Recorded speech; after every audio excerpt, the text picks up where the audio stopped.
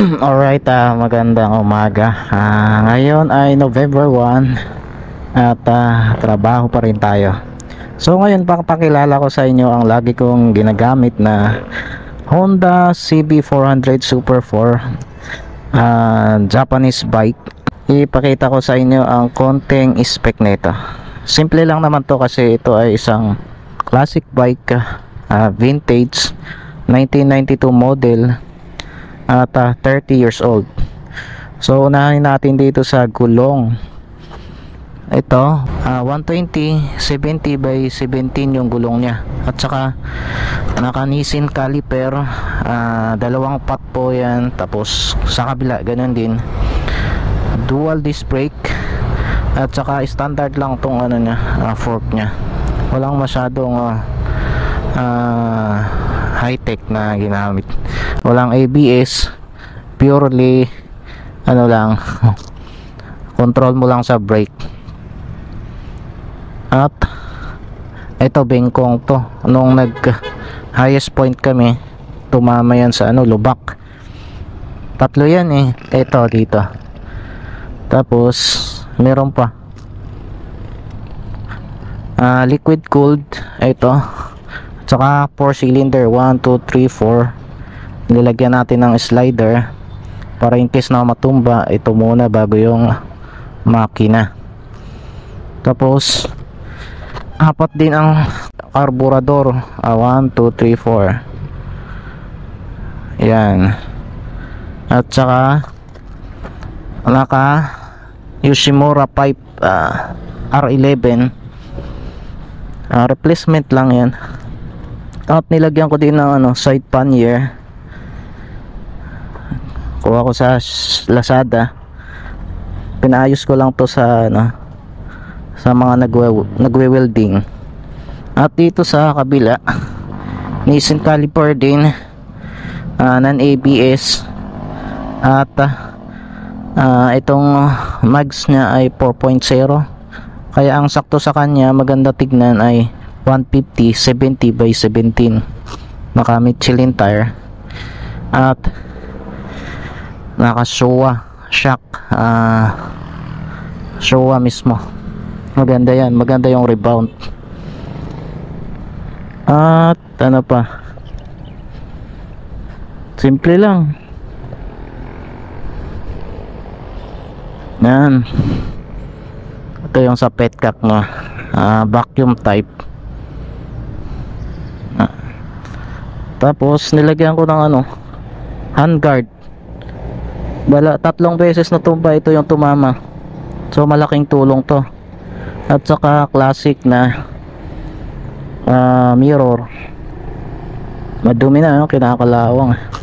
Nilagyan ko din ng windshield para magbukhang adventure bike.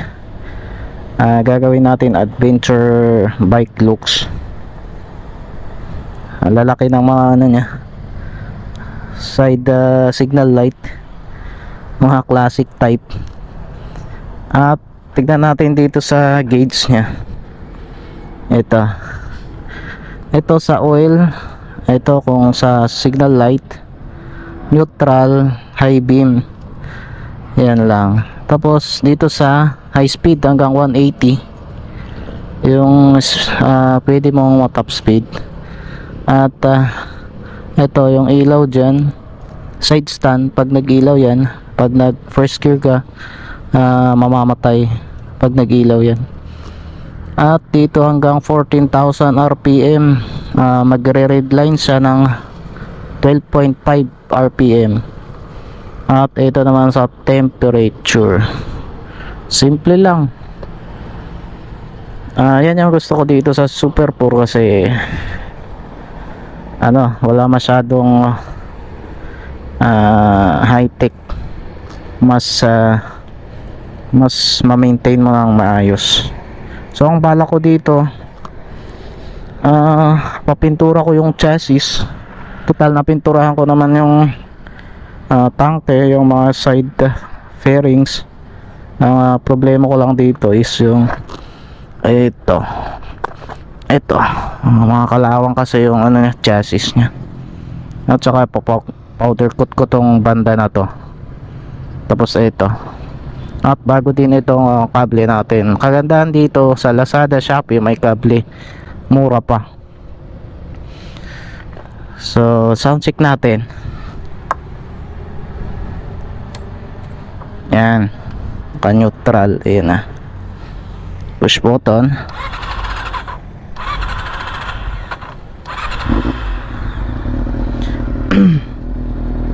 Yan yung tunog niya.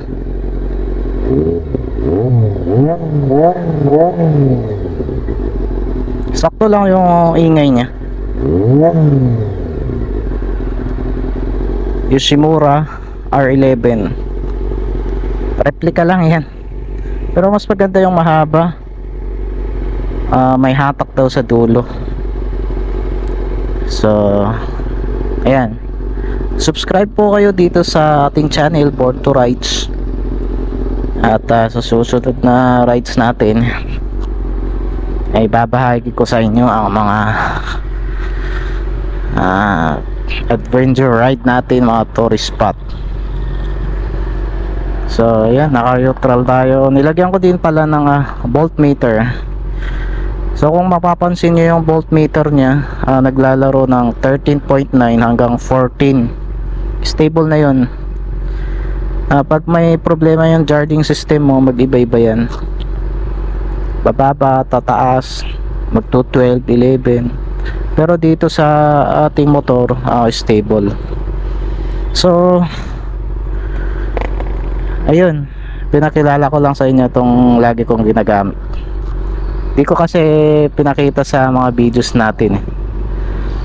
So ngayon, pupunta tayo sa trabaho kahit November 1. Dito tayo ngayon sa FTI.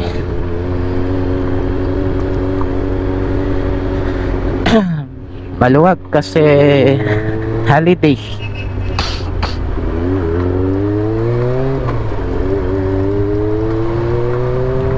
Pero pag weekdays, grabe na traffic dito. Maraming mga jeep eh.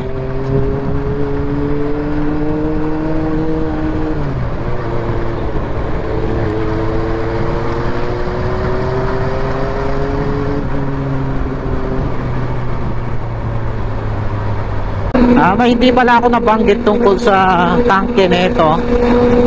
Ang tank capacity niya ay 18 liters. 4 liters yung reserve. Hindi ko pala nabanggit kanina. Ulan na ata. Bumabatak na. Malas ang pasok na itong November. First day of November, umuulan. Umaga hanggang hapon. At ito pa pala yung gas consumption ko. Maabot ng 15 km to 18 kilometers per 1 liter. So okay na rin yun. Bike naman.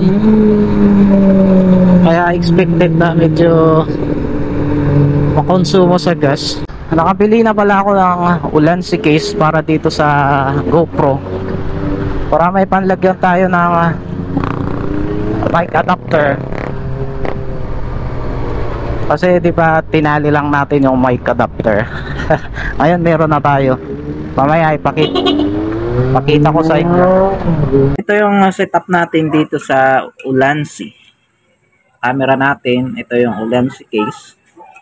At ito yung mic adapter. Ito yung sinasabi ko kanina na case ng adapter. Yan, mas maganda, mas malinis tignan.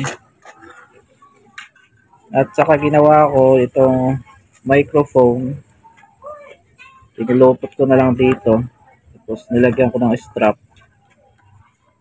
Yan, yan yung setup niya. Tapos yung microphone dyan sa loob.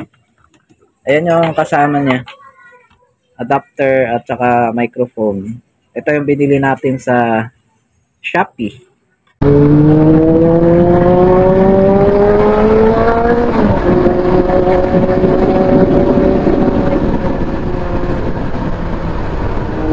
Maganda pag may mic adapter case, mas malinis tignan. Ito masarap mag big bike kasi wala masyadong sasakyan.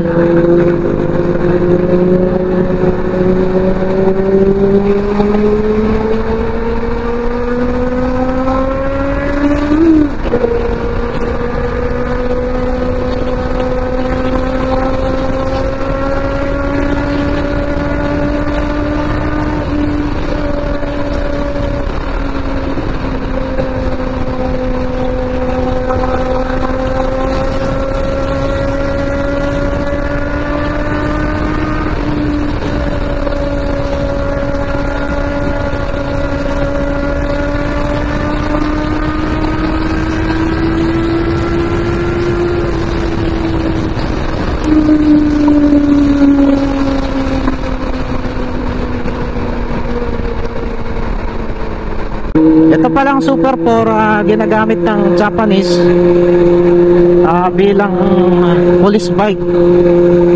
Kung mapapanood nyo yung mga police bike ng Japanese police, lalo na noong 2000, year 2090, 90s, year 90s, itong mga Super 4 yung mostly nilang ginagamit. At saka yung CB13 1300cc naman yun. Kaya sa version na ito meron yung police bike version K.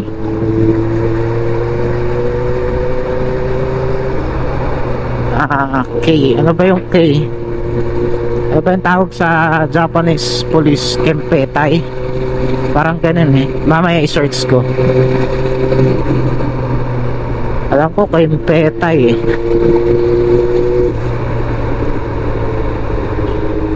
at tinatawag din ito na bulletproof machine.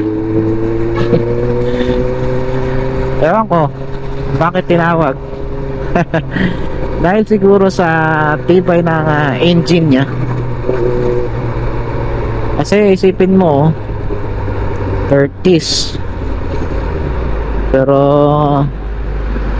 sumasabay pa rin sa mga new generation na big bike.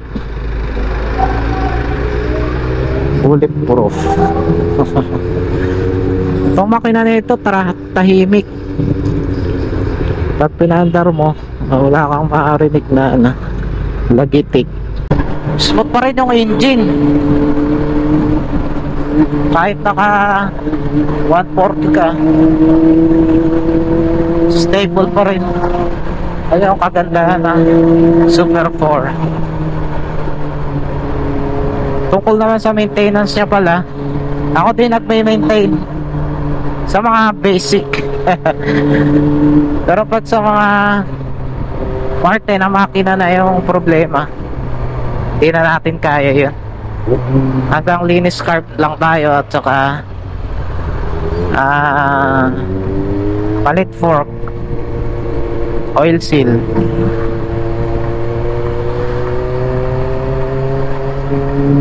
Nung huling papalit ko kasi ng oil seal dito sa fork, nabot ako ng 3,000. At nung ako na yung nagpalit, hindi naman umabot ng ganun halaga.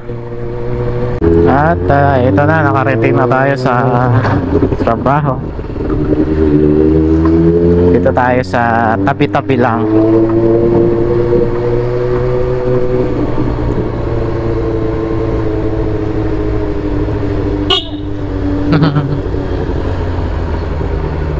Nauna yung kasama ko. I see.